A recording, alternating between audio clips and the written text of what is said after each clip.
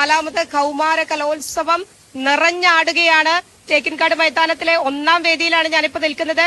Hello radio 90.8 community റേഡിയോയ്ക്ക് വേണ്ടി ആർജ സിജിയാണ്. നമ്മുടെ കൂടെ നിൽക്കുന്ന ആളുകള് ഞാൻ കരുതിയത് നിങ്ങൾ മത്സരത്തിന് വന്നവരാണെന്നാണ് കേട്ടോ. സത്യത്തില് എവിടുന്ന് വരുന്നു? നമ്മള് JC ട്രിച്ചർ എന്ന് പറഞ്ഞ സംഘടനയുടെ ഭാഗമായിട്ടുള്ള ലേഡീസ് ആണ്. അപ്പൊ നമ്മൾ ഒരുമിച്ച് ഈ വൈബ് ഒന്ന് ആസ്വദിക്കാൻ വേണ്ടിട്ട് എത്തിയതാണ്. ഇന്നാണോ ഇറങ്ങിയത്? ഇല്ലില്ല, ഇന്നലെ ഇറങ്ങിയിട്ടുണ്ടായിരുന്നു.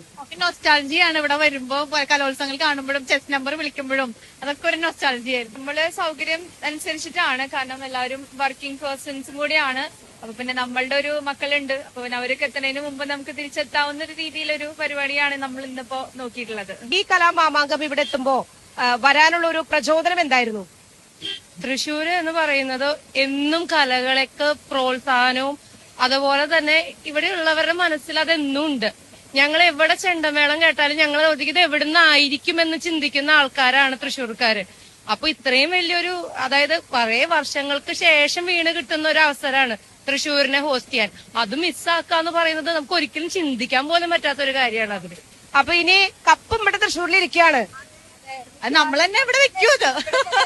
ഇവിടെ തന്നെ വെക്കും, വേറെ ആർക്കും കൊടുക്കില്ല, വിട്ടുകൊടുക്കില്ല.